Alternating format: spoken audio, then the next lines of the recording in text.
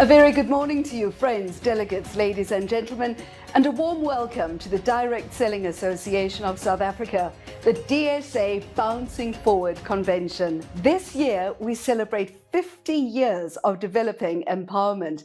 That's half a century of supporting companies that provide opportunities for people to change their lives positively. Today's special guests are Katlego Mabusela, our keynote speaker and World Federation of Direct Selling Associations, the WFDSA's Executive Director, Tamuna Gabilaya. We'll also hear from the directors of the DSA of South Africa. As for me, I'm broadcaster and producer, Ursula Chigani, and it's an honor for me to share this occasion with you. Over the course of today's program, we'll share insights and detail the latest facts, figures, and forecasts for our industry. We'll leave knowing that with the DSA bouncing forward will set us on the right track for the next 50 years. Now, let's see who gets lucky in the product hamper draw that's courtesy of our sponsors.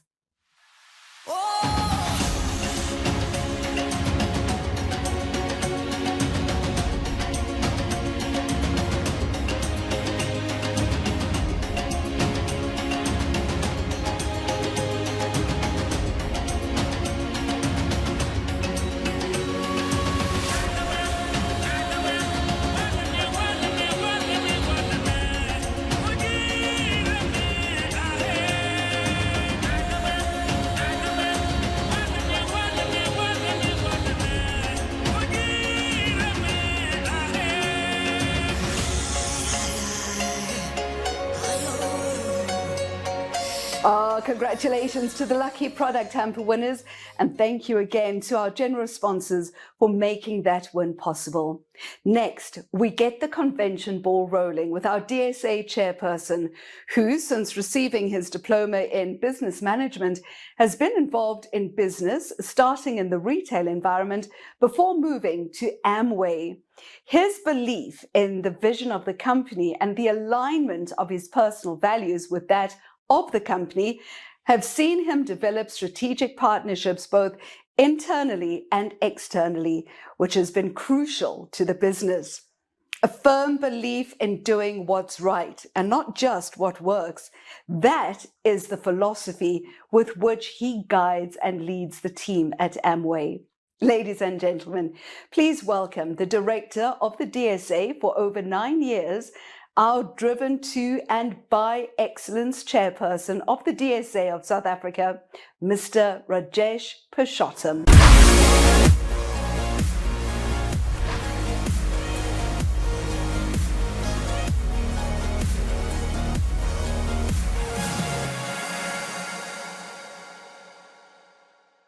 Greetings to all our viewers. Welcome and thank you for joining our third annual virtual conference.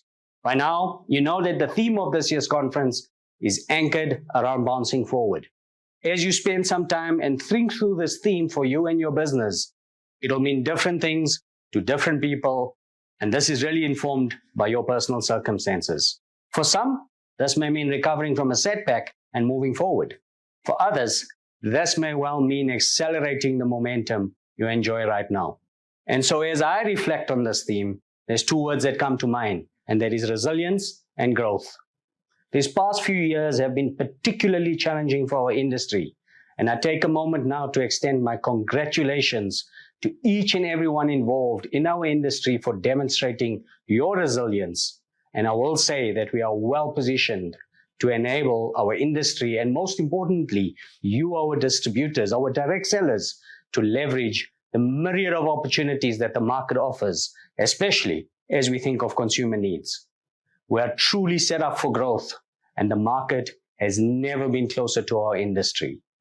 It's fundamentally important for us to understand our vision, a vision that drives each and every activity, each and every conversation at the DSA, and that vision is to be leading ambassadors of the direct selling industry and proactively champion the interest of member companies who passionately create an enabling environment in which lives are positively changed in our country. For myself and the board of directors, this is our why. Let's now take a look at our industry performance for the year 2021. From a global standpoint, we celebrate the fact that there are 128 million direct sellers, and this number has grown since 2020, a clear indicator that more and more people are looking to our industry.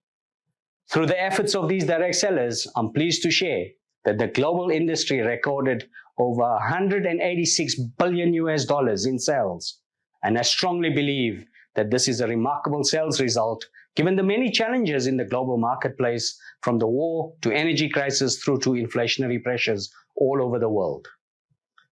Closer to home, and probably more relevant to our viewers here, is the local numbers. Before I share those, I want to take a moment to thank all our member companies for completing the survey, because without your effort, we will not be able to report as an industry. The numbers I am about to share are gathered from the companies who are registered member companies with the DSA. It is important to understand that there are companies who operate in the market but are not DSA members, and so their data is excluded from the DSA data. We have 25 member companies for the reporting period of 2021, and I'm pleased to share that through the efforts of all our member companies and their respective distributors, we celebrate an industry sales achievement of 7.8 billion rands. As we compare this to the previous year, we continue to maintain, and once again, clearly demonstrating our resilience, because many of our companies were unable to bring our distributor communities together in person for events and other activities. And despite this barrier, we delivered as a collective. I'm pleased to share that we have close to 650,000 direct sellers. And importantly, these direct sellers earned a total compensation of 2.1 billion rands. And this is no small amount going back to the local economy. We are one of the very few industries that can boast success in the demographics that is aligned to national demographic split. And this is always helpful, especially in our engagement with external stakeholders like government. Closely linked to demographics is our gender split, and this has been stable and consistent over the past few years. The second one is about the younger distributor. You've heard that 62.24% of all our direct sellers are below 45 years old. And so it is with this in mind, we'll prioritize the attractiveness of the direct selling opportunity for entrepreneurship. The next two priorities are important as it relates to legitimacy of our industry. We have much work ahead of us, and whilst we're not where we want to be, I can assure you there has been immense progress, but we're certainly not where we used to be 12 months ago. Last but not least is our partnership with government as a key stakeholder. This is important because as part of our vision, the DSA is about ensuring an enabling environment for our member companies and their distributors. And so as you think about legislation and regulation, the DSA must have a voice. And again, amazing progress in this regard.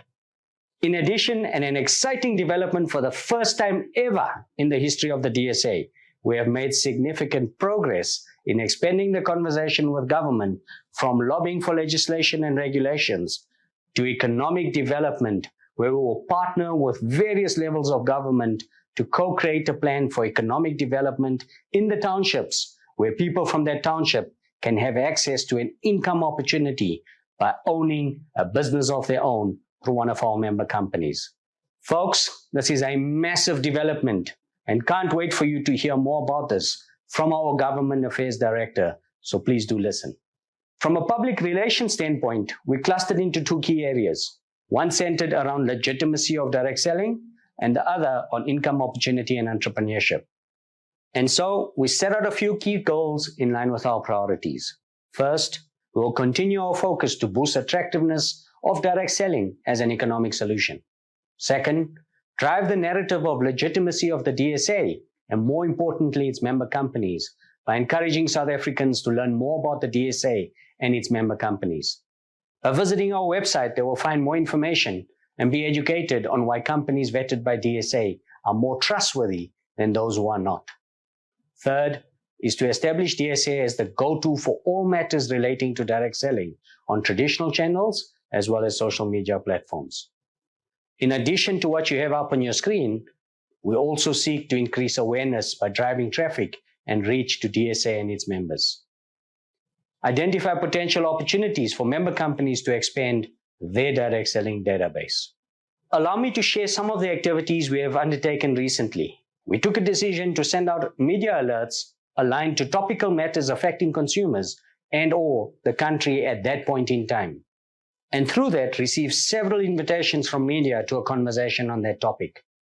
From a broadcast perspective, you see a nice wide mix of broadcast interviews across different areas of South Africa, different religious groups and languages.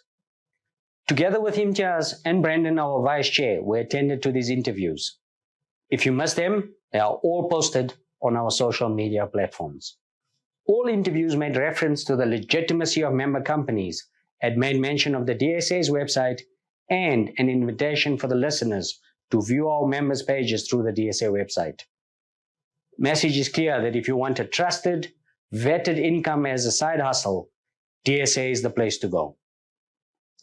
Through all our broadcast efforts and the interviews, we also saw that we had one print article in one of the Afrikaans publications. From an online perspective, the articles and podcasts featured online came from the interviews and other sources. Next, let's look at this clip from ENCA to give you a sense. The Direct Selling Association has raised concerns over dubious and fraudulent money schemes. They are warning people to be cautious of companies promising quick money. With the consistent rising cost of living and high unemployment rate, many people struggle to survive, making them more vulnerable to fraud to make a living. People are urged not to resort to get-rich-quick schemes that promise high returns, leaving no thought for long-term, stable and safer income solutions. So the results were phenomenal, folks. Within a few hours of each interview, we saw a significant increase in visitors or traffic to our website. And the increase in visitors was actually seen even a day after the interview. Let's look at the Rise FM interview as an example. On the day after the interview, there was a 164% increase in traffic or visitors to the DSA's website. A day later, that number grew to 222%. Folks, I speak about the market never being closer, and these results are indicative of that. From a social media standpoint, and during this period, the aim was to grow the pages amongst the right target audience, boost the DSA's profile, and not only to get the attention of direct sellers, but to punt the DSA and its members as an income opportunity. The content consisted of tips and educational posts for consumers and direct sellers to establish DSA as the authoritative voice, promote direct selling as an income opportunity and solution, drive awareness of DSA member companies, drive legitimacy of DSA and its member companies, relatable content such as testimonials from direct sellers and students, current trending stats, latest schemes, and let's not forget the DSA of Nigeria launch. So for these items and more, please visit our social media pages. The handles are up on the screen. None of the work of the DSA would be possible if it were not for the DSA's board. Up on your screen, I introduce you to your board of directors. These are all highly experienced and skilled individuals holding senior and executive positions at their respective companies. And yet, on top of their very demanding schedules, they give off their time and expertise and serve our industry selflessly. And remember, none of them get paid by the DSA for their efforts and responsibility. They do so because they are passionate about our industry, and most importantly, you, the direct sellers. So as your chairperson, and on behalf of the entire industry, I extend my thanks and appreciation to our directors for their ongoing commitment and dedication to the DSA. I also like to say thanks to everyone else for their direct or indirect contributions, because without you, it would not be possible. As I close off, to our member companies and to all our direct sellers, you are why this board and the DSA exists. This association has never been positioned for growth like we are now, and I'm reminded of a quote by John Maxwell. Success is knowing your purpose in life, growing to reach your maximum potential, and sowing seeds that benefit others. Let's bounce forward. Wishing you much success. I thank you.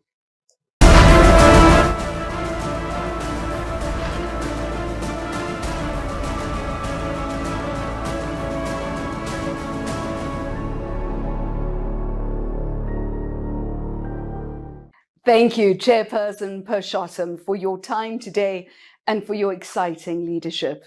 I particularly enjoyed the aggressive PR campaign that the DSA has embarked on as one of the core pillars of the DSA.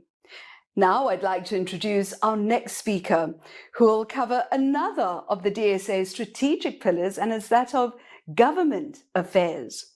It gives me great pleasure to introduce to you the DSA Government Affairs and Legal Director, Thilo Naidu.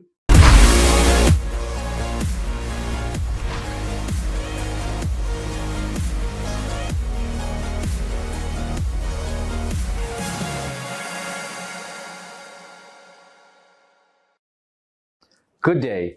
I'm really pleased to address you once again at the DSA's third virtual convention. This year has proved to be an extremely significant one for the DSA and its members as it relates to the work we undertook in the areas of both legal and government affairs activities. With the central theme for this year's convention being one of bouncing forward, I can attest on behalf of the Board of Directors that we certainly took on some key challenges and have had some good wins, especially with regards to our work in the government affairs arena. Due to the pandemic over the past 2 years, our ability to drive engagement with key stakeholders, as we would have liked to, was somewhat hampered. This year, we certainly took a few steps forward in solidifying our visibility and impact with such stakeholders. The Government Affairs Strategy for 2022 focused on 3 key themes, as we sought to capitalize and leverage on the good work achieved over the past 2 to 3 years. These were namely to extract value and leverage our external networks in a meaningful way. As you would appreciate, the DSA involved itself over the past 3 years in several engagements with national government departments like the Ministry of Small Business Development, the Department of Trade, Industry and Competition, as well as the Parliamentary Portfolio Committee for Small Business Development, to mention but a few. The intent with this year's approach was to deepen relations within the government network to include both local and provincial discussions with key government departments. To this extent, we have engaged both the province of Gauteng and the Western Cape on initiatives in which direct selling will be prioritized. I am happy to report that we have progressed extensively with the Gauteng province, and together with the DSA board, are looking forward to the signing of an unprecedented and innovative MOU in which direct selling will be positioned, like it should, as a viable opportunity for small business ownership for aspiring entrepreneurs. The country's excessive unemployment rate makes this direct selling opportunity the perfect opportunity right now. Through this partnership, direct selling opportunities will be unlocked for member companies, and we remain hopeful that the government regulatory framework, through this 3-year partnership, recognizes the extensive value the direct selling industry brings to the local economy. As it relates to the private sector, we continue to engage organized business at the national level on our value and role locally. With SAHPRA, the Health Regulatory Authority, we continue to be represented at key meetings through the Industry Task Group, commonly referred to as the ITG. For those members playing in the health and wellness space locally, you would know how important this ITG representation with SAHPRA remains for us as an association. Secondly, through this approach, we have become more visible as a trade association on key issues impacting our industry. Also, through these engagements, we are able to interact with key stakeholders in an impactful way. Focusing our attention on being an authentic thought leader and influencer for the direct selling industry will remain a key objective for us moving forward. I can assure you that the approach is working well, and we will therefore take our learnings and achievements into next year as we map our government affairs approach and strategy for the next 3 years. And thirdly, through the above initiatives, we continue to contribute to the direct selling narrative in both the local and national media. Safeguarding and promoting this industry by owning and telling our own story through effective PR and communication activities will remain a key priority for us. As you are aware, earlier this year, we onboarded a new PR and communication agency, We Rise Communications. Over the past few months, we have already experienced phenomenal growth as it relates to our social media presence and local news coverage. As an example, as it relates to driving our media visibility, underpinning the 3-year relationship through the Office of the Gauteng Province's MEC for Economic Development is an extensive PR and communication plan, which will entail supporting this department at relevant community outreach events in which the voice and views of the direct selling industry will be heard. We look forward to supporting the work of the province by sharing our experiences, views, and positions on the value and role of direct selling locally. As we bounce forward, the future of the DSA looks positive. Through our aggressive efforts in the government affairs space, we are certainly punching above our weight as it relates to the impact we are delivering on the ground. A few years ago, we were perceived to be not visible enough. Now, we are certainly more visible, and through this visibility with our key stakeholders, are able to raise some critical concerns and aspects which impact our existence locally. We have come a long way and look forward to achieving so much more over the next few years. To the Board of Directors, as well as the DSA team who support these key engagements, a massive thank you from me for your ongoing support. In doing the work, we never lose sight of why we do what we do. Once again, thank you for the vote of confidence, and here's to knowing that the work we do remains critical to our overall success. Here's to bouncing forward.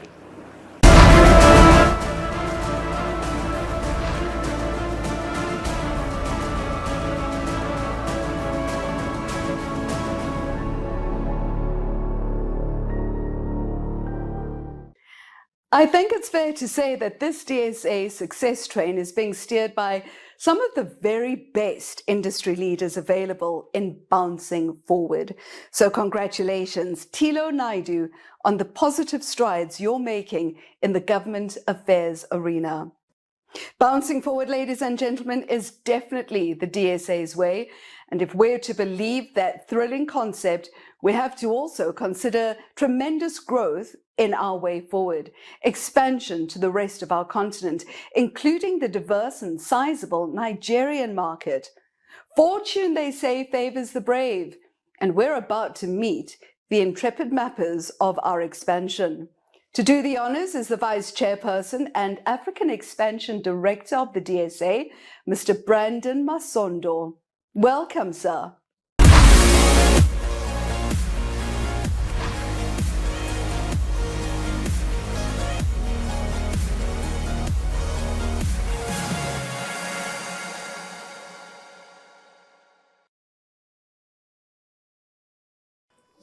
Dumelang Sanbonan, good day. A hearty welcome to all attendees of the third DSA virtual convention. You've heard from our fellow esteemed DSA directors earlier in the virtual convention about the good work that the DSA of South Africa has been undertaking to create an enabling environment to the businesses of DSA member companies and their direct sellers to be bouncing forward.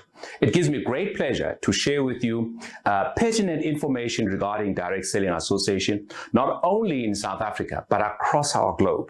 Starting at home, the Direct Selling Association of South Africa is a self-regulating association of direct selling companies that promotes, protects the interests of its member companies, direct sellers, and consumers.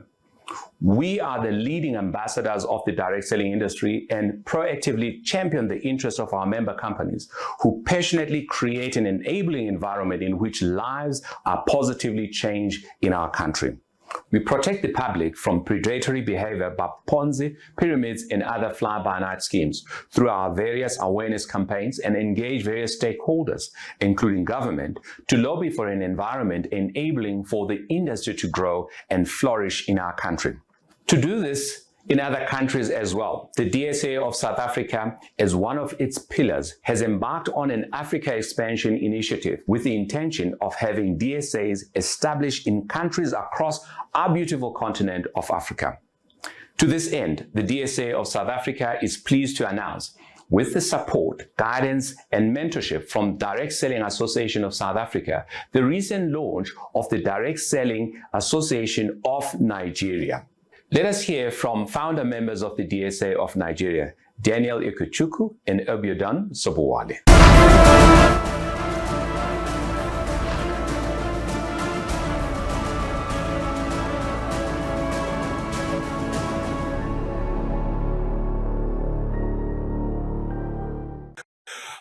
My name is Obiodun Sobowale. I'm from DSA Nigeria, and I want to use this opportunity to say a very big appreciation and gratitude to DSA South Africa for all the support that they have given to DSA Nigeria as we take our baby steps toward establishing the association in Nigeria. Of particular mention is Imtiaz and Brandon for the leadership role that they have played so far in assisting us to get started. We have now inaugurated the DSA Nigeria, and in the month of November, we will be appointing the trustees that will pilot the affair of the association. Nigeria is a huge market. The potential are massive, not just for Direct Selling Association, but also for the population of Nigeria. And for us to maximize this opportunity, we need as much guidance as possible from DSA South Africa. We do hope that DSA South Africa will be available to continue to support us as we take baby steps, make our first mistakes, rise up, and continue to make progress as DSA Nigeria. Thank you for inviting us, and do have a wonderful convention, and I wish you success in all that you do. Thank you so much. Hello, DSA South Africa. My name is Daniel Ikechukwu, and on behalf of DSA Nigeria, I want to congratulate the DSA South Africa on your ongoing national convention. Once again, I want to thank DSA South Africa for helping inaugurate DSA Nigeria. You've been there with us right from inception since 2018. You've been there to just few weeks ago, DSA Nigeria was inaugurated. We strongly believe that inaugurating DSA Nigeria is the beginning of greater things to come, not just for DSA Nigeria, but for DSA Africa at large, because this will help develop, maintain, and promote highest global standards for responsible and ethical conduct within the industry, not just in Nigeria, but in Africa at large. We also know that within the continent and in Nigeria, to be precise, we have a lot of advocacy to do in line with protecting the industry's position and interest with the government, the media, and key influencers, because every day we see industries come up and the people are ripped off in the name of Ponzi schemes. So we strongly believe that setting up DSA Nigeria, we go a long way. And I want to congratulate once again the DSA South Africa for the immense job you are doing. I want to thank you for all the support that you've given us. And I want to say a very big congratulations. Guys, enjoy your convention. We'll continue to support you as you continue to support us. We look forward to greater things to come. Long live the DSA South Africa, long live DSA Nigeria, and long live DSA Africa at large. Thank you guys, and see you soon.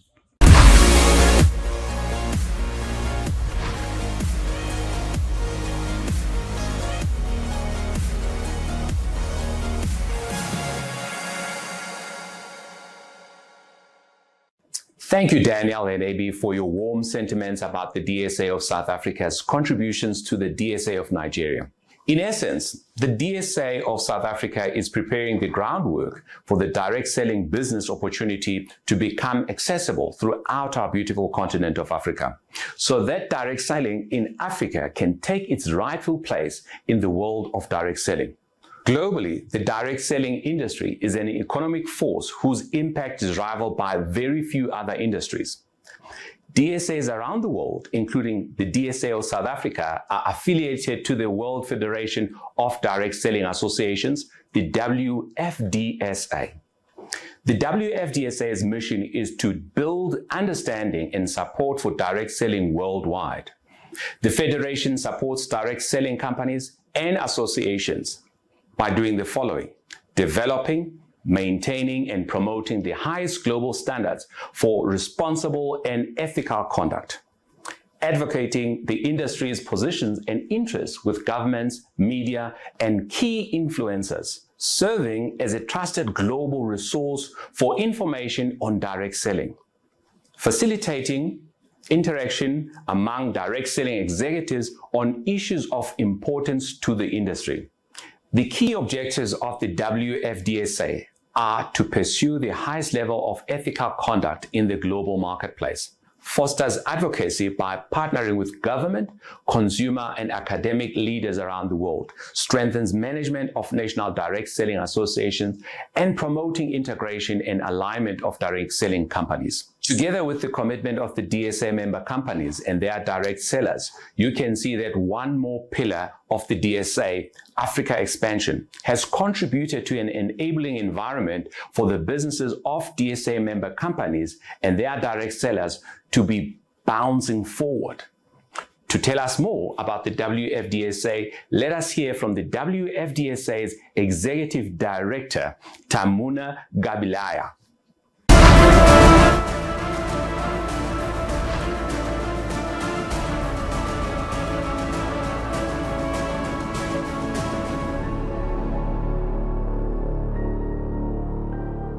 Greetings from Washington, D.C. I'm very glad to join you digitally as you come together for this convention titled Bouncing Forward, to show how our industry can be a solution to so many things which people are increasingly facing all around the world. But first, I want to congratulate South African DSA and all of you member companies for achieving WFDSA's platinum level DSA status. 4th year in a row. Amazing job. Congratulations. And of course, thank you, independent distributors. You are true entrepreneurs who kept going and growing despite all the challenges that almost everyone in the world faced. So how our industry is doing? Well, we recorded the highest growth rate ever, $186.2 billion, which shows our industry flexible, innovative, adaptable, and resilient. And most of this growth was attributed to the increased use of online tools, which allowed our companies and their representatives to reach customers in new ways and to constantly stay connected more than ever before, because you can connect at any time from anywhere in the world, share information, learn, and so on. However, nothing replaces the authentic human connection, because there is something so intangible, so beneficial, and so amazing when you are in the same space with another human being. And our industry is exactly that. It's a combination of online and offline, and we do it better than anyone else. When I mentioned statistics, what I didn't mention is that Africa and Middle East region constitute only 1% of the total sales. 1%. Can you imagine the untapped human potential and untapped industry potential in the region? And that's why the efforts of the South African DSA to establish DSAs in other countries is so important, to create a favorable environment for our companies and the independent distributors to operate. In South Africa, there is a 33.9% unemployment rate. And if we look at the independent distributors, demographics specifically, we see that Gen Z is growing and is almost 10%. And what happens when young people graduate? You know, they lack skills, they cannot find job in the formal sector. So our industry can feel this gap in different ways. You can see on those slides that I wanted to show you that U.S. Direct Selling Association commissioned Ipsos Mori to show what keeps Americans at work. And you can see two things. The chart, it was flexible work hours and work-life balance. And in the second slide, you can see when direct selling was compared to gig economy, right? And there were two distinct categories where we excel. It was the direct selling is most trustworthy and it's most fun. Because we are very inclusive, we are diverse. You don't have to be of certain age, have certain education, or come from a certain background. But what's very important is that you get training. You earn new skills or you hone your existing skills. And whether you stay with the direct selling or not, the skills that you earn will last you till the end of your life, right? And the entry cost is very low. So we have the products and we have the opportunity that the world needs. So in our chairman, Roger Burnett, so well said, we need to continue reimagining, reinventing, and redefining our industry. So with that, I would like to wish you a very successful event, and I hope to be with you in person next year.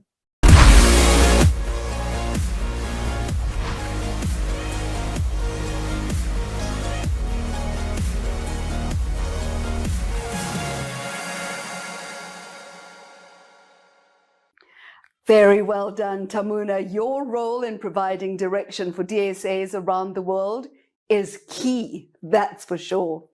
Let's for a moment break from the presentations for another lucky draw, shall we? Thank you again to our generous sponsors for these gorgeous product hampers.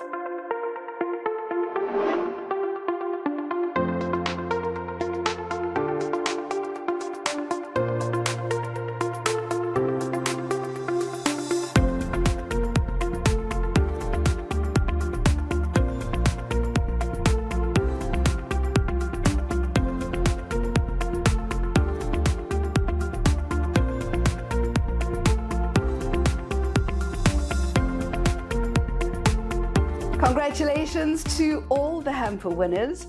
And now on to another winner, but in the sphere of entrepreneurship. To shed more light on this topic is our keynote speaker, Katlego Mabusela.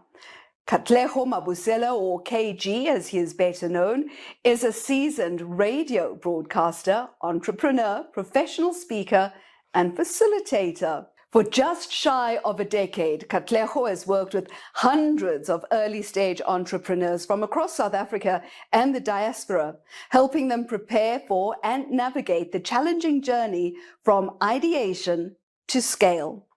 In that time, he has observed that more often than not, success or failure come down not to the technical and hard skill sets possessed by the entrepreneur, but rather their soft skills quotient.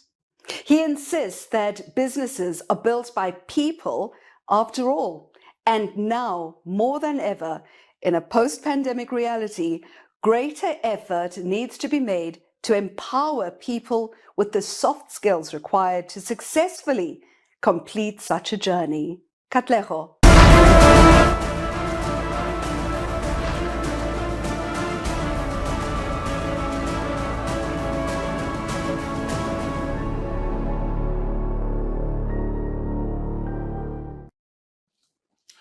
I want you to go back in time with me. Let's say 10, maybe even 12 years. What would have been happening then? Well, if you're in South Africa, we were excited. This guy called Philip was here. The Soccer World Cup was happening in our country. So the likelihood is if you stepped outside, what you would have seen is an incredible array of colors, most of which were our South African flag. But you would have also felt an energy of potential, of hope, of excitement, because people were excited about the future. You would have likely also heard the vuvuzela that became world famous thereafter. And so everybody was excited. In fact, so excited that for a second, we all believed our national soccer team could possibly win the World Cup. It wasn't made easier by the fact that Pure Shabalala scored that incredible goal to open the World Cup. But as exciting as that was, I want you to try and imagine something else. A slightly thinner me. I know it's hard to see. I'll put it on TV. It puts on about 10 pounds, isn't it? But a slightly thinner me, sitting in a car in the parking lot of a hotel in Sandton. He's got his hands covering his face and he's sobbing.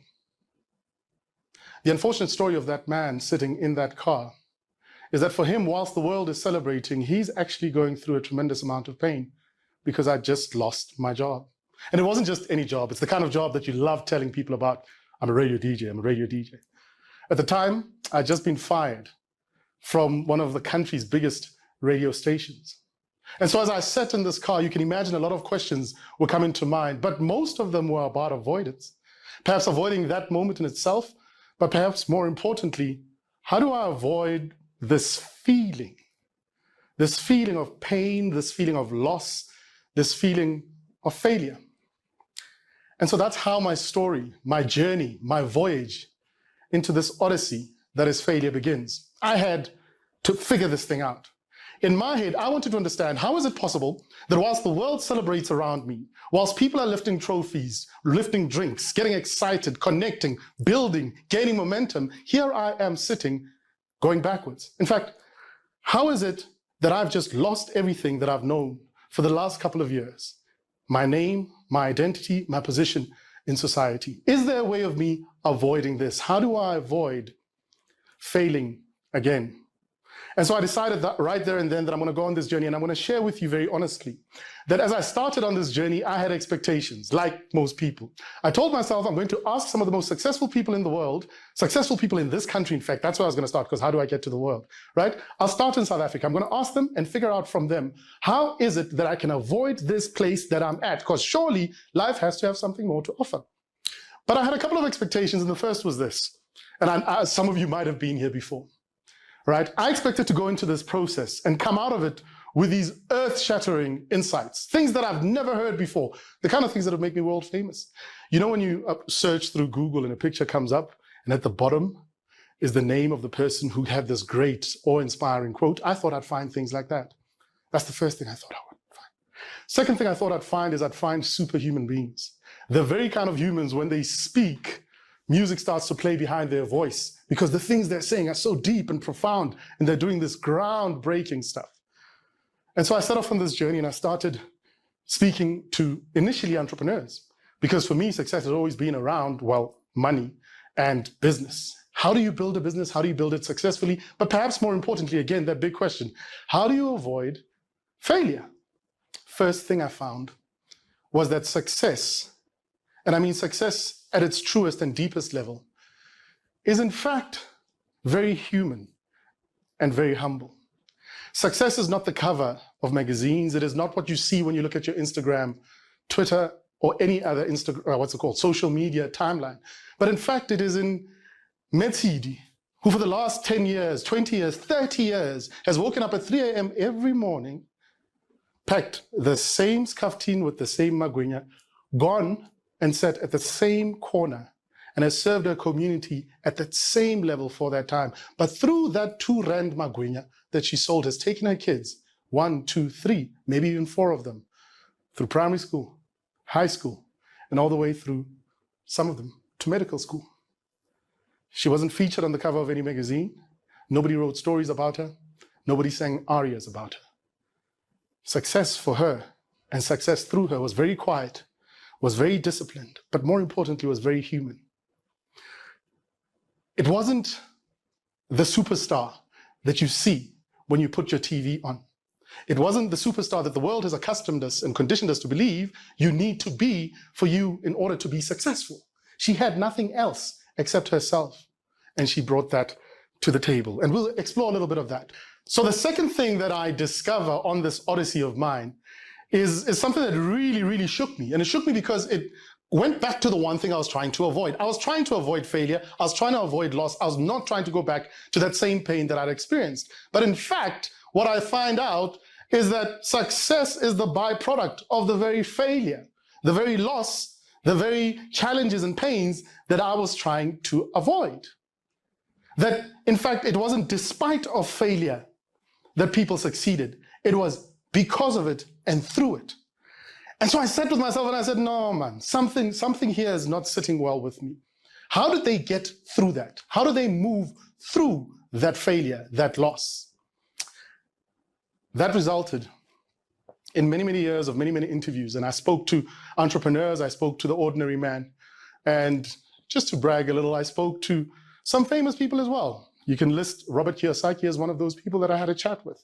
Got the chance to sit with the great Les Brown, inspirational speaker of the decade, and ask him how it is that he became who he is. Also got the chance to speak to some people who movies were made about. Some of you might remember that wonderful Will Smith movie, right? The Pursuit of Happiness. The man through whom, or at least on whom that story is based, I got the chance to sit with him and speak to him and ask him, how did you get to where you are? Considering all the odds that had been stacked against you, you seem to have moved through failure and you are here now. And like I said, as much as I expected earth-shattering insights, inspiring quotes, most of the answers they gave me were rather underwhelming. In fact, there are things that I'm sure you know. And so I guess maybe I should prepare you and say that I'm about to share with you 3 of those ideas. But please don't expect these to be earth-shattering insights. But what they are is confirmation of truths that are simple. And through discipline, if we apply these truths, you and I can move from failure to success. We can truly fall, but bounce from those falls and move forward. The world has gone through a difficult time. The world has gone through the COVID pandemic. And with that has come a great deal of loss, whether it's in business, it's in family, it's in our finances, it's in our relationships. We're all trying to recover from this loss. And I guess the big question we should be asking ourselves is, what can we learn from these people? Well, here's what some of them what he said to me. The first thing we need to do, if you and I are going to truly bounce forward, is that we need to expect the impact. I'm going to say that again. We need to expect the impact. What that simply means is this: there is no story that is linear. There's no success story that is linear. It means if you're going to reach beyond what your current reality is and go for something bigger, there is going to be a moment of impact. Whether you control it or not is neither here nor there. Whether it happens to your little world or it happens to the greater community is neither here nor there. COVID was one such moment. So you need to prepare yourself. And what do I mean by that when I say prepare yourself? I think it was the great Mike Tyson, yes, I'm quoting Mike Tyson in a formal, serious presentation, who said that everybody has a plan until they get punched in the mouth. What does that mean for you? It means that you need to know that the impact is coming. You need to get yourself ready for that impact. You need to brace for it. Perhaps more importantly is the second part of this, which is that not only do you need to expect the impact, but you need to make sure that you have the elasticity, like you would imagine a basketball, to be able to absorb that impact. And what does that look like for us as human beings? It means you have to have the capacity to expand and absorb impact, absorb force, but also to be able to release that energy back. And that means internally. I'm talking emotionally, I'm talking psychologically, I am talking intellectually, and I am talking physically. It is incredibly important for you and I to invest in who we are, in our ability to absorb that impact. There's a saying in the Navy SEALs, the American Navy SEALs, that simply says that we do not rise to our expectations, but in fact, what we do is we fall to our level of training. So as you go through life, we are showing up at the level of training or conditioning that we have built ourselves up to. You can have all the dreams in the world, all the hopes and ambitions, but the truth is, when life happens, what will happen is you will go back to default settings. And the question is, what are your default settings? So you work in the selling space. Every day, you're either trying to build your downline, build those relationships, make sure they're strong, support your team, right? Or you're possibly looking to sell product and have new communities, new families, new people have the opportunity to engage not only with the product, but with the possibility of forwarding their dream, building their dream, increasing their dream, changing their reality. You and I both know at this point that that's not an easy exercise. That door is not always going to swing open. Of the 10 times you will knock on that door, 10 and a half of them will be closed in your face. And so you will knock again on the 11th one. But for you to have the capacity to do so means that you have to have built that in. It doesn't just come naturally. So that's the first thing we need to do if we're going to learn how to bounce forward, is we need to expect the impact, brace for that impact, but perhaps more importantly, build the capacity to expand when that impact comes. What's the second thing? The second thing is simply this, that we need to understand and value momentum. Nothing bounces without momentum. Are you getting where I'm going with this? If you are sitting and you're going to let the world scare you out of moving, out of acting, and put yourself in a state of inaction, analysis paralysis as it's called, what's likely to happen is when the impact comes, you will shatter. because the impact will come. But if you are in motion, you are able to harness that motion. You are able to use your expansive capacity that you've now built in, whether emotional, intellectual, spiritual, and or otherwise, and take that and let that move you from the position you're in to the next position. There's power in momentum. Third thing I want to share is this. One of the common denominators amongst all the people that I spoke to around this idea of how you move through pain, how you move through loss, is that all of them, without fail, echoed this sentiment. Different words, different language, in different times and in different places. They all said the same thing, though, which is that you need to use your point of impact. What do I mean by that? Too often when we lose things, what we do is we are shamed, or at least we're shamed into paralysis. So we become too afraid, too embarrassed to deal with the reality of the situation as it is. Now, imagine as a business owner that you're faced with challenges, but you're making the decisions around how to solve those challenges from an alternative reality. I think it's Donald Trump who quoted, or at least came up with this idea of an alternate, reality or truth, something like that. Anyway, the point is, you need to deal with the facts as they are.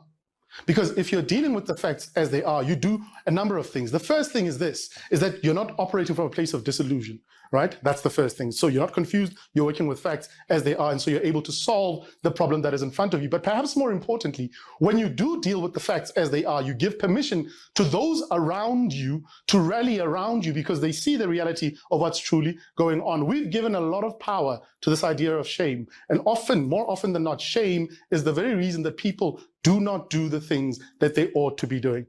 Because we're afraid that if we fail yet again, who will we be then? So use that point of impact.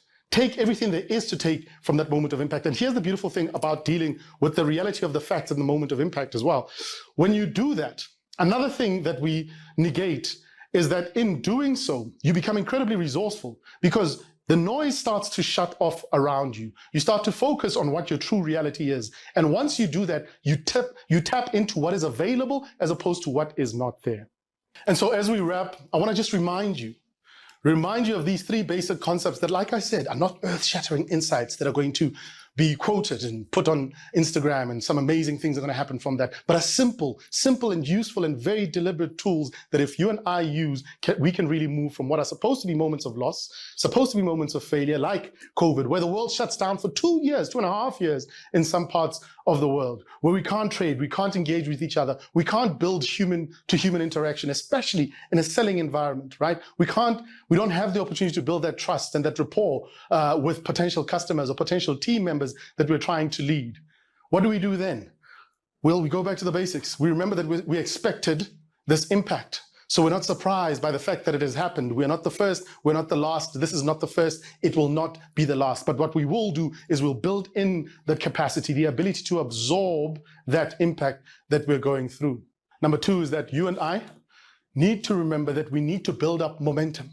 Momentum is incredibly important because when you take momentum and you put it together with our capacity to expand, to absorb energy, and to release it, what you will find is we won't shatter, but we will move and bounce to the next thing. Number three is simply this, that you and I need to use that moment of impact.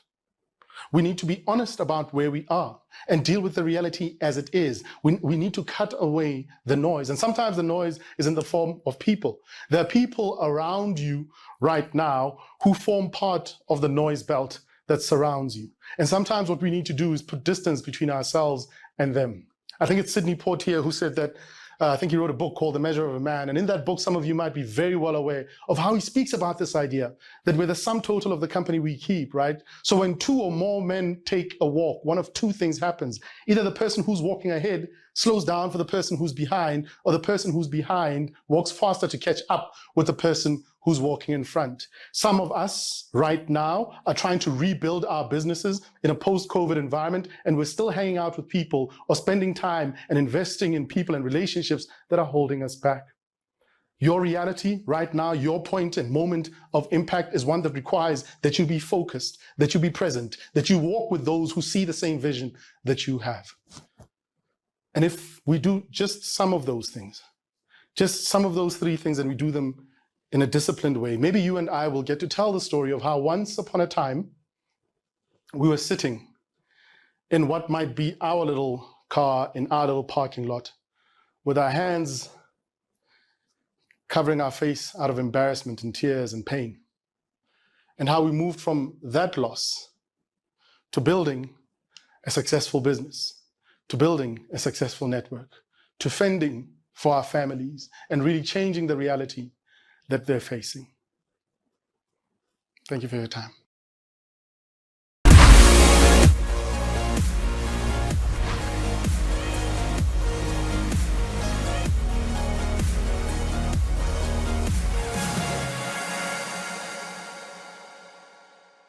Thank you, Katlego. Keep bouncing forward.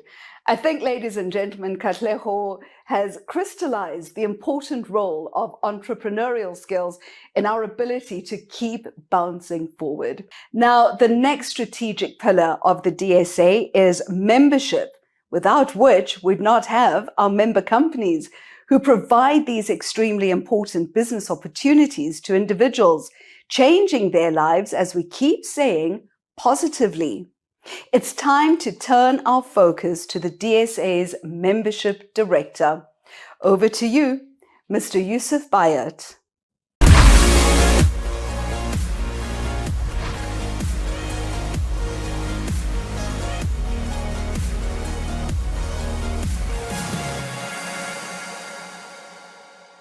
A warm welcome to the DSA's virtual convention for 2022. I trust that you're enjoying our third consecutive annual virtual convention. You've heard today from my esteemed fellow directors of the DSA about how the DSA has been striving for an environment that is conducive to the business of the DSA member companies and their direct sellers. As membership director of the DSA, I can truly say the membership portfolio as another integral pillar of the DSA South Africa is bouncing forward. The benefits of a membership with the DSA may be viewed in two categories. Firstly, benefits to the DSA member companies who are all reputable direct selling companies whose business models have been vetted by the DSA, and the direct selling companies distributors, whom you may have also heard being referred to as independent distributors, consultants, business owners, and network owners, amongst others. With DSA member companies and their direct sellers together endeavoring to comply with the DSA's strict code of ethics, together we make up an industry that is increasingly being respected as a credible industry to the extent that potential customers and potential direct sellers are now asking in advance if a direct selling company is a member of the DSA, with complete confidence that member companies are both legitimate and credible. Once a company has gone through our stringent vetting process and is compliant to our code of ethics and has been granted full membership status, we take great pleasure in advertising to the world that that company is a member of the DSA. We do this by ensuring the company's name, contact details, product or services, and the company's logo appear in the member section of the DSA's website. We also add a link to the company's website, which encourages recruitment of new direct sellers to the company and new customers of the company's product or services.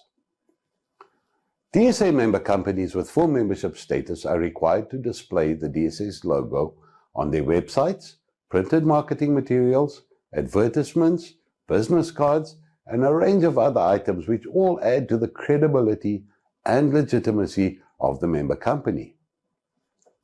The DSA offers its members a wide range of business tools, workshops, educational opportunities, networking events, and support services that are all designed to meet the needs of our member companies at all levels. Our member companies' diligent adherence to our code of ethics has once again this year been instrumental in the DSA South Africa being awarded the most prestigious WFDSA Platinum status for the 4th consecutive year. DSA member companies are kept updated with applicable legislation changes, and where required, workshops are held by the DSA to support the updates.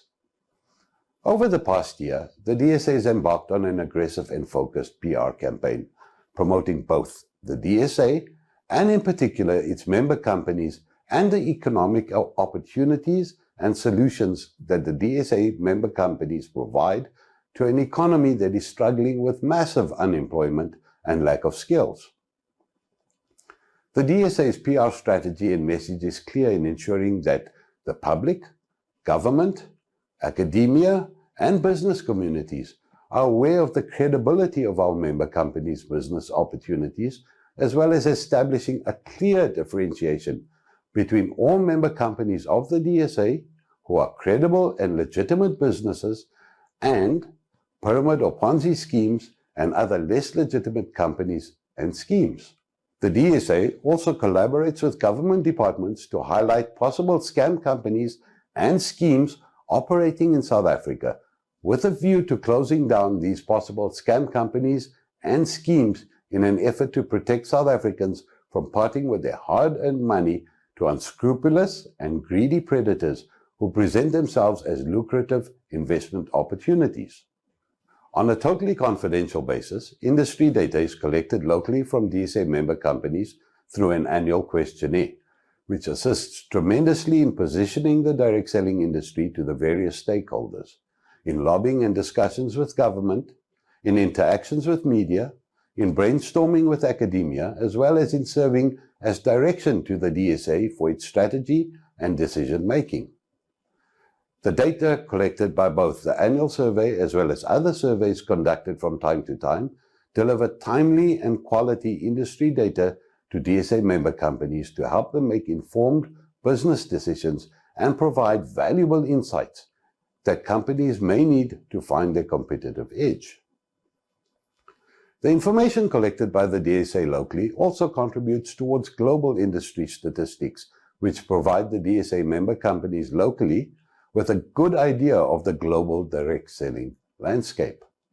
The DSA and its member companies share extensively at DSA general meetings, which also further serves to provide a networking platform for executives of the DSA member companies to interact with each other. The introduction of Zoom meetings and virtual conventions since the pandemic has been largely successful in making access to these meetings easier than ever for our member companies nationwide. In summary, the work undertaken by the DSA during the COVID-19 restricted period has facilitated a business environment that will assist our member companies and their direct sellers in bouncing forward to the myriad of opportunities that are awaiting them. I wish each and every DSA member company and their direct sellers a bumper remainder of the year 2022 for your businesses. Thank you for your participation.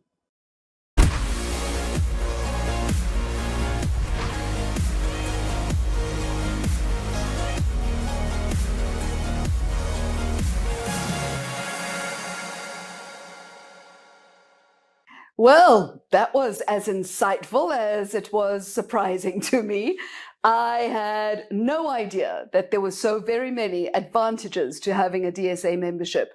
What stood out for me, I think, is that member companies and their direct sellers enjoy incredible support and direction from the DSA of South Africa.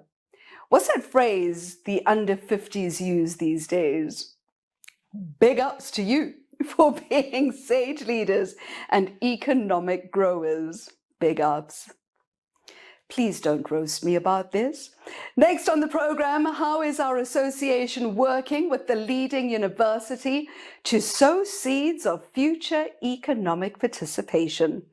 Through the DSA UJ Work Integrated Learning Project, the DSA of South Africa has the vision to make a substantial contribution to the skills development and employability of the University of Johannesburg students, whilst also contributing to the extended reach of the direct selling industry and strengthening the image of direct selling.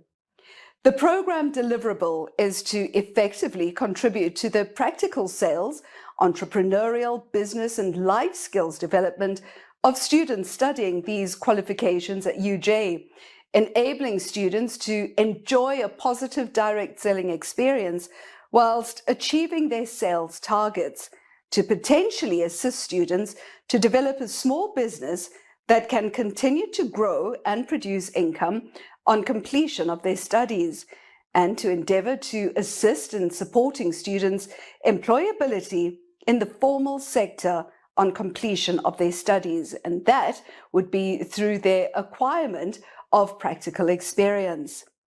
Participating DSA member companies have the vision to effectively contribute to the entrepreneurial, business and selling skills development of the UJ students, and to provide entrepreneurial business opportunities for students during and on completion of their studies.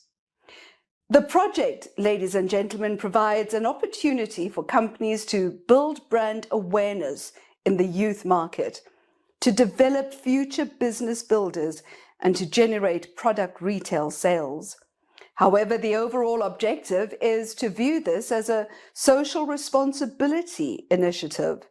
Most encouraging are the results that we're seeing of this project. Now in its 20th year, there have been 15,000 students through the program since inception.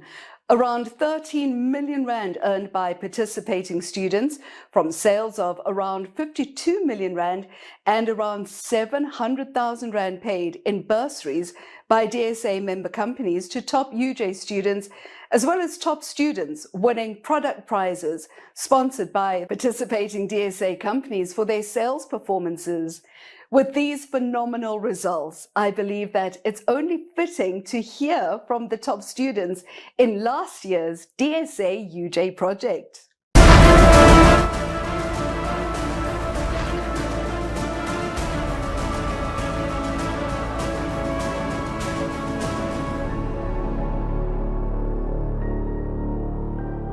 My name is Nobuhle Thando Mavuso, and I have worked for the Avon company in 2021. Avon has taught me how to be a young, driven businesswoman and how it is important to run your own business. In a short period of time, I have gained confidence as well as courage. Since Avon is affordable, I was able to use my marketing skills and to convince people to buy the products. With the commissions that I made, I was able to buy myself new clothes and also the new perfumes, because I believed that when you're selling something, people should see it with you first.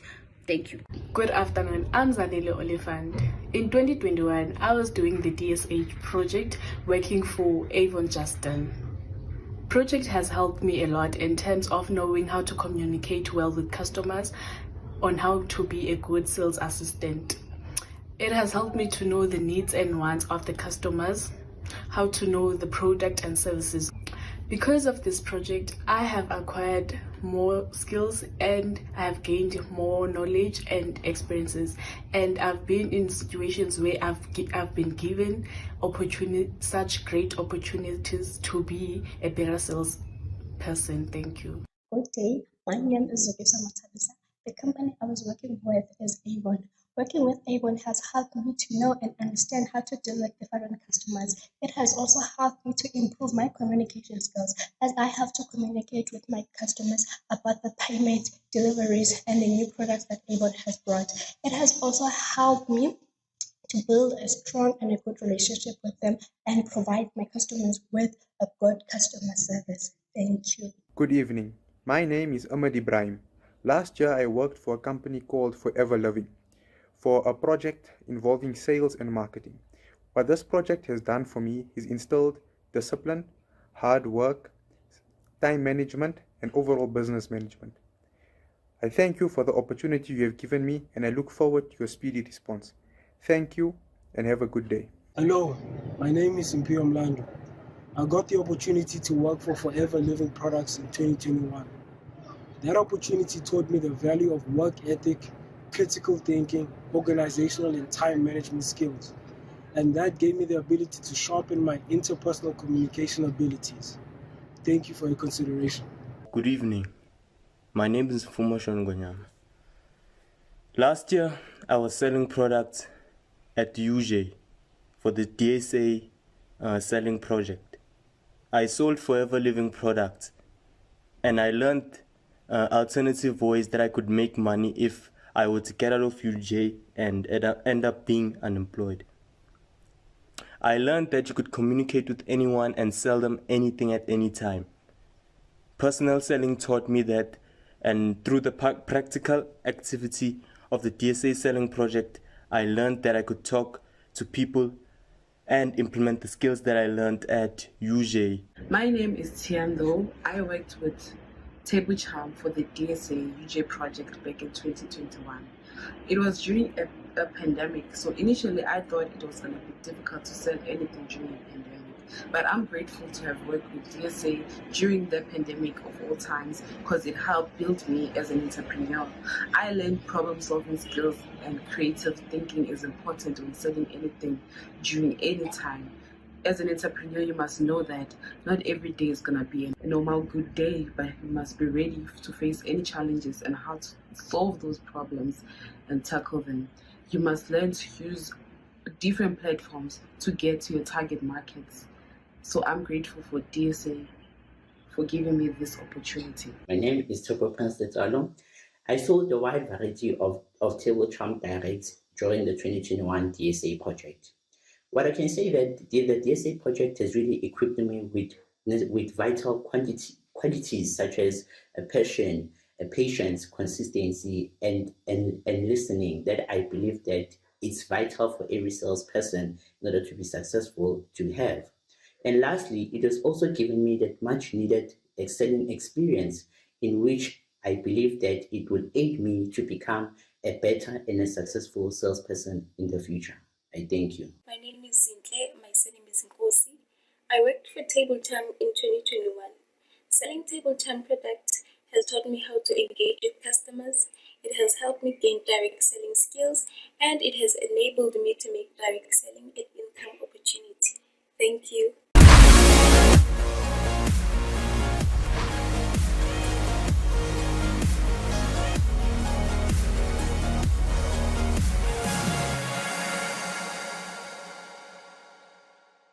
It's just unbelievably inspiring how a dream turns into reality. Also, we often forget about the absolute and sheer guts and determination it takes to meet that reality. Well done to these students. We're keeping a keenly interested eye on you and your inevitable rise. Once again, the moment has come for another product hamper draw. So please stay online with us as we make our way towards closing today's beneficial convention. Our final speaker today, ladies and gentlemen, is going to be sharing tips for bouncing forward. And to chart that direction is DSA Director Mafahle Mariletse. The stage, sir, is yours.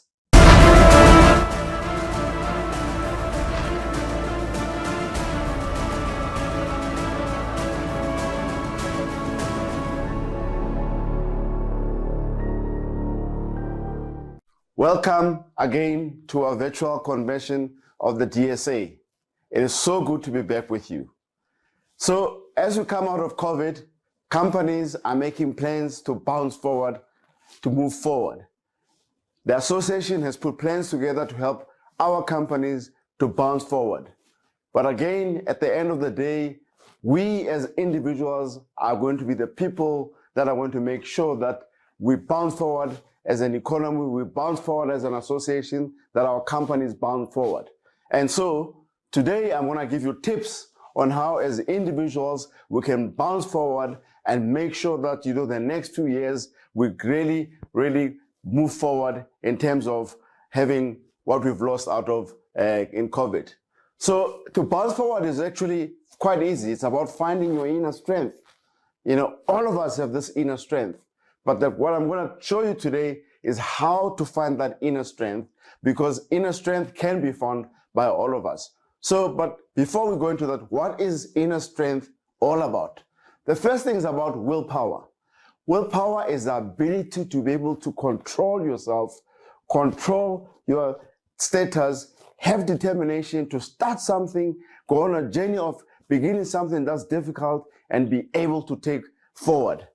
It's also about staying power, that once you started this journey of doing this thing that is quite difficult, you have the ability to stay on and to continue and to persevere, even when you don't see success coming early. But it's about willpower, it's about staying power, It's about self-discipline, the ability to control your feelings, the ability to overcome your weaknesses, the ability not to be a slave to your habits, to be able to conquer your habits. And then it's about tenacity. Tenacity talks about holding on to something, holding on to a plan, holding on to something tightly and seeing it through once you've started the journey. And then it's about inner fortitude. Inner fortitude talks to mental power. You know, we can have physical power, we can do all kinds of things, but at the end of the day, if you're not able to match it with a strong mental power, you will fail. And then lastly, it's about assertiveness. Assertiveness is about being confident, it's about being bold, it's about being brave. And you know, in an African idiom, they talk about having a liver. And once you have all of these things, then you're on your path to finding inner strength. And so, what is inner strength all about? You know, inner strength gives you the ability to deal with difficult situations, deal with a difficult boss, deal with a difficult subordinate, deal with a difficult customer. You know, it is that force in you that is like a battery. It gives you the momentum, it gives you the power to go forward so that you can bounce forward. Without that momentum, without this inner battery, you're not able to bounce forward. And therefore, that's why it's important to have this thing called inner strength. So inner strength, everybody has it. It's not only successful people who have it. Everybody has inner strength. It's just about you being able to find that inner strength, that you can realize that anybody can do it, you can do it. But it takes some working to do, because there's certain things that you have to do, certain habits that you have to practice to be able to make your inner strength grow. And it doesn't happen overnight, it takes time, but everybody can find inner strength. And once you have inner strength, you know what? The path to success is much, much easier. So where do we start? How do you develop this inner strength? The first thing is about having a ritual every morning when you wake up. You have to anchor your day with something. By anchoring your day, it means how do you wake up and put your mind in a positive state to start the day, so that you can start the day with a positive tone. And that's what we mean by this ritual. You've got to find a ritual, something that will put your brain in a very positive state of mind. Many successful people have the ways in how they start their morning. They do certain things, they follow certain rituals to get their mind in that positive state. So here are some of them. Mark Twain, the famous author, says, eat the frog. And what he means by this is tackle the biggest problem first in the morning. And he says, once you've overcome these, then the rest of the day, is easy. Second one, Tony Robbins, the management motivator, says, visualize how your day will be. Start there and say, how am I going to tackle my day? Plan your day in your mind. I normally do this the day before in the evening. The last thing that I do, I look at my diary. I look at the flow of the day. I look at the things that I have to do. I plan when I'm going to do what. And I do this in the evening because you know what? After I do this, I have a glass of wine. Because in the morning, I can't have a glass of wine, as we all know. And then some people work out. Like Obama, he says it helps him to clear his mind and to relieve him of stress. When I was a much younger man, I used to run. And there's nothing like running at 5 o'clock in the morning when the world is sleeping. You feel like you're the king of the world. And as you run, your brain works in funny ways. You're actually solving problems without realizing you're solving problems.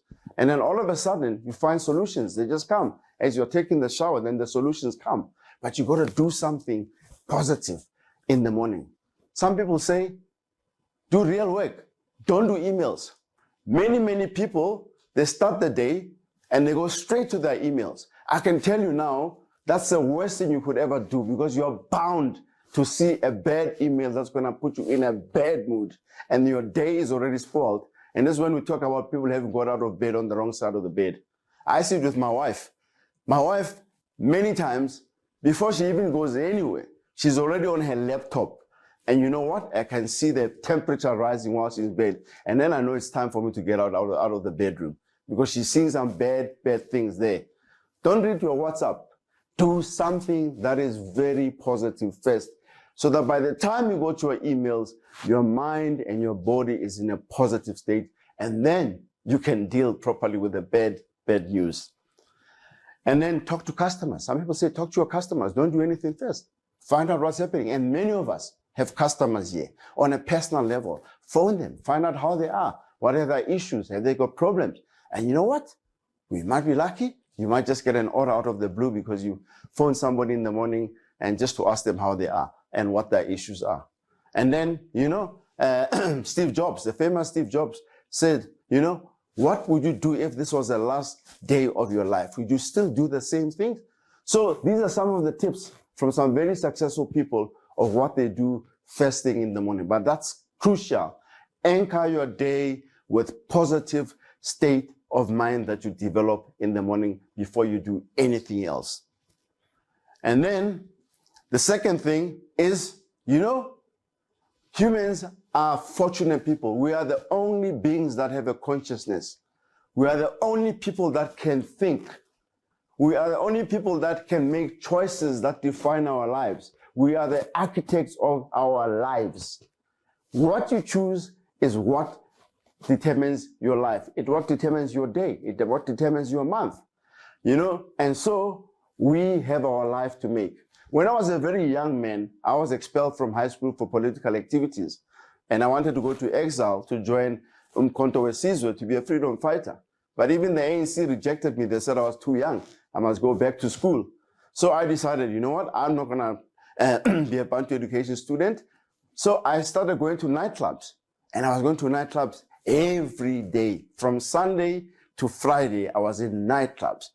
And you know what? I did that for 2 years. And my life was going absolutely nowhere. And one day my mother called me. And my mother gave me, apart from not giving me life, she gave me the biggest advice she could have done. She gave me a gift. She said, young man, life is what you make it. You make the choices, you make your life. So we as human beings on a daily basis, the choices that we make will define our lives and make sure that we are the architect of our life. So make the right choices and then you'll find your inner strength. Be careful, take your time, do your homework, and then make the choices. And once you've made the choice, you stick with it and see it out. And this subject of consciousness has been going back, people have discussed it for many years. And in the 18th century, a French philosopher, René Descartes, came up with this notion that people are the only people that have a conscience, that they think. And he came up with a Latin term that says cogito ergo sum. And he says, because I think, I am. What I think, I become. I'm not an animal. An animal cannot think. If you step on a snake, it's going to bite you because it thinks you are taking it. When an animal wakes up in the morning, it makes no choices. By instinct, it goes to the river to go and drink. But because we are human beings, we can actually decide what we want to do when we wake up in the morning. Walt Disney says, if you can dream it, you can do it. It's all about this concept of you have the power to think, to define your own life, to define your own experiences in terms of the choices that you make through what you've thought. Buddha says, what you think, you become. Tony Robbins again says, whatever you hold in your mind on a consistent basis is exactly what you'll experience in your life. And you have to have positive thoughts. That's why it's important every morning that you wake up and set yourself in a positive mode. Because then when you're positive, you're going to think positively and your day is going to be successful. Your week is going to be successful. The month is going to be successful. The year will be successful if you have positive thoughts every day. And then obviously raise the bar. Every day you need to raise your standard. What you did yesterday, what you achieved yesterday was for yesterday. Can you do better? People who have inner strength are always striving to improve themselves, to hit a higher target, to do things better, to see continuous improvement. And that's what we mean by raising your standard. If you just keep on doing what you were doing yesterday, you are actually just dabbling with life. You will not conquer. You will not be successful. You will not be able to bounce forward. You will not be moving forward. You will lose momentum. And therefore, that's why you always have to strive for something much more than what you achieved yesterday. That's how you get the strength to move forward, because your targets are higher.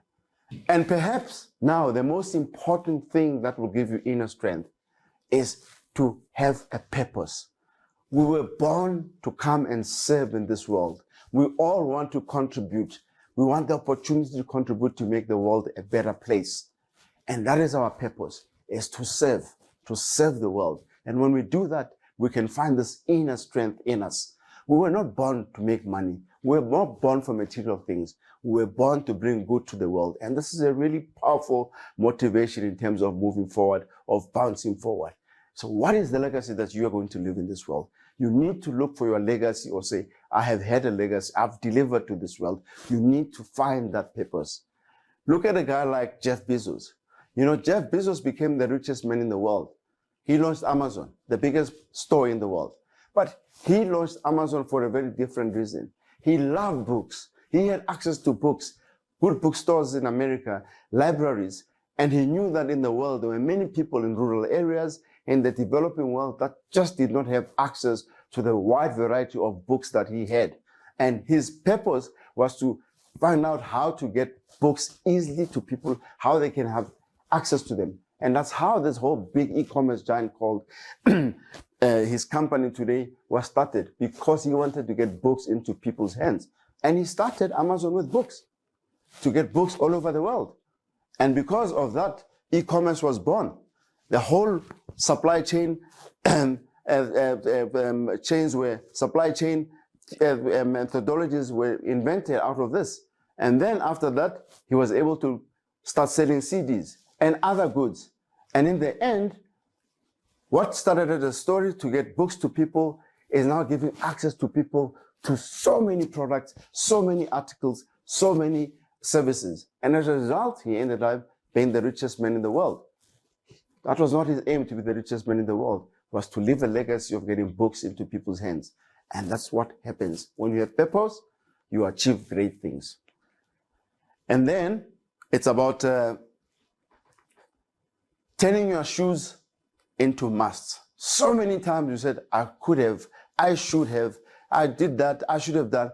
We never, ever make those things happen because we sit back and say, I should have. Instead of saying, I should have, you must say, I must. Because when you say, I must, you start committing your brain to getting things going. Your brain starts seeing the stimulus in the must. And you know what? You start having a guilty conscience when you don't start doing this thing. It comes naturally. When you say, I should, it actually doesn't give that click to the brain to say, this needs to be done. But when you say, I must, you get on a different state of mind. So have the habit of saying, I must do this. I must do that. And you'll see, you start moving forward, you bounce forward, you get things done, you get up and do them. And then it's about letting go of the past. We all will face challenges in our life. We will all slip. We'll all fail. But you know what? You have to go past the past. You have to learn from your failure. Learn fast, get up and go. But if you hold on, keep on thinking of the failure, you will not be able to move forward because you are living your failure and everything that you do will fail. You need to let go of the past. Some people are not letting go of COVID. They're still making COVID an excuse. We are out of COVID. Even if COVID comes again, we will know how to deal with it. But forget about COVID. It's past, it's gone. We need to move forward, bounce forward, and you'll see, and that's what gives you inner strength. Learning from your mistake, learning from your failure, and bouncing forward. Let go of the past. Don't hang on to it. I preach that in my house to my wife, but yeah, sometimes I fail. She reminds me of my failures quite often, and yeah, I have learned to live with that one. And then the most important thing, as Tony Robbins says, is about focusing. That energy flows where there is focus. And when you're focusing on your goals, the sky is the limit. You gotta have some goals. 3 to 5 goals. More than 5 goals is too much. You cannot focus. You cannot focus your energy. 1 and 2 is not enough. Because if those 2 don't work out, you don't have a fallback plan. So you've got 3 to 5 goals as a good set of goals to want to focus on. And once you focus on those 3 to 5 things, 2 or 3 of them are bound to give you the positive results that you're looking for. But you are able to focus and forget the peripheral of everything else. And once you drive that focus, you'll see you start making things happen. It becomes easier. The solutions come well. So talking about goals, you've got to have these goals that I'm talking about. Because if you don't have goals, you can't focus. You don't have anywhere to go to. So you need to have a target. You have to have a number. You have to have a date. You have to have a plan that will get you to the goal. And your goal is your destination. So your plan is the journey that you plan to get there. Which road are you going to go? But you know, some people say, if you don't know where you're going, any road will take you there. But if you don't have a goal, you'll go nowhere. You have to have a goal, a specific goal that says, this is where I'm going. And then you see the inner strength come. Because now you have the focus, you have the goal, you have the direction, and you're going for it. And then these goals have got to be smart goals. They can't just be goals. Because if they're just goals, you will not be able to achieve them. So they've got to be very simple. If you cannot put a goal in one paragraph or in one sentence, it's not simple. It's too complicated. You've got to distill it down to the essence of what is the goal and make it simple. And then you've got to be able to measure it. To say, I know if I get to this number, then I have succeeded, I've reached my goal. It's got to be achievable. You know, there's no point in having a goal that says, I'm going to get to the moon tomorrow. It's not achievable. It's got to be something that you can achieve in your personal capacity. It's got to be realistic, that you can make it happen, and it's got to be time-based. So with all those things at the end of the day, it's about doing all of these things, starting with a ritual in the morning that anchors your day every day into a positive state of mind so that you can deal with the challenges of the day and find the positive energy. And at the end of the day, it's about pursuing your goals with focus. And if you do all of these things that were spoken about today, you will find your inner strength. But you have to practice these things on a daily basis for you to really make sure that your inner strength grows and you become the success that you can. So thank you guys for listening to me. Find the inner strength and bounce forward. Good luck for the year.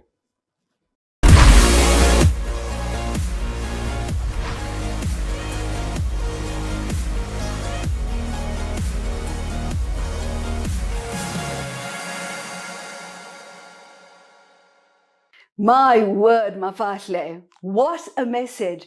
Unleash your power. Be your own hero. Every one of us would love that. That's a real high to end on. And that's a wrap on the formalities of the convention. The last item on the agenda is to draw a few more product hamper winners with thanks to our gracious sponsors.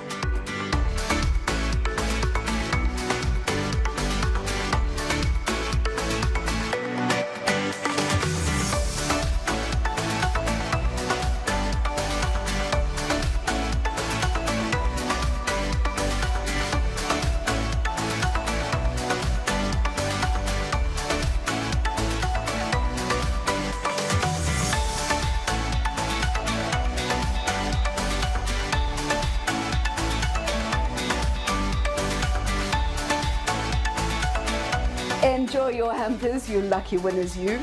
And that, ladies and gentlemen, is that on this 2022 DSA Bouncing Forward Convention.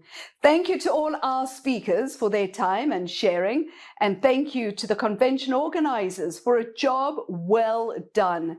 And thank you for taking the time to join us. Happy 50th anniversary, DSA South Africa. May the next 50 deliver everything your big dreams desire. I'm Ursula Chigani. Goodbye.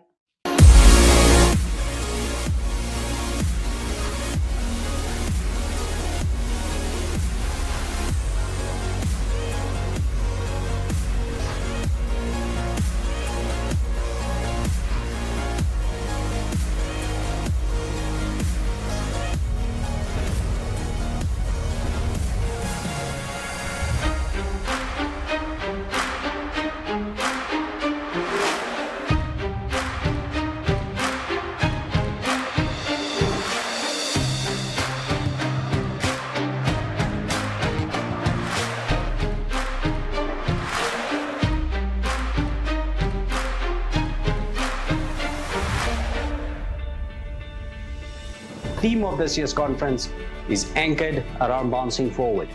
For some, this may mean recovering from a setback and moving forward. For others, this may well mean accelerating the momentum you enjoy right now. And so as I reflect on this theme, there's two words that come to mind, and that is resilience and growth. We celebrate an industry sales achievement of 7.8 billion rands. This association has never been positioned for growth like we are now. And I'm reminded of a quote by John Maxwell. Success is knowing your purpose in life, growing to reach your maximum potential, and sowing seeds that benefit others.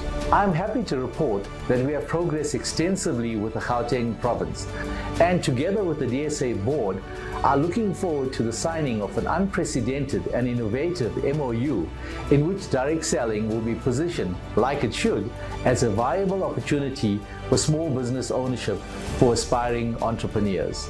We are the leading ambassadors of the direct selling industry and proactively champion the interests of our member companies who passionately create an enabling environment in which lives are positively changed in our country. And I want to use this opportunity to say a very big appreciation and gratitude to DSA South Africa for all the support that they have given to DSA Nigeria as we take our baby steps toward establishing the association in Nigeria. We strongly believe that inaugurating DSA Nigeria is the beginning of greater things to come, not just for DSA Nigeria, but for DSA Africa at large. I want to congratulate South African DSA and all of you member companies for achieving WFDSA's platinum level DSA status 4th year in a row. Amazing job. Congratulations. Together we make up an industry that is increasingly being respected as a credible industry to the extent that potential customers and potential direct sellers are now asking in advance if a direct selling company is a member of the DSA, with complete confidence that member companies are both legitimate and credible. Life is what you make it. You make the choices, you make your life. So we as human beings on a daily basis, the choices that we make will define our lives and make sure that we are the architect of life. So make the right choices and then you'll find your inner strength. We as individuals are going to be the people that are going to make sure that we bounce forward as an economy, we bounce forward as an association, that our companies bounce forward.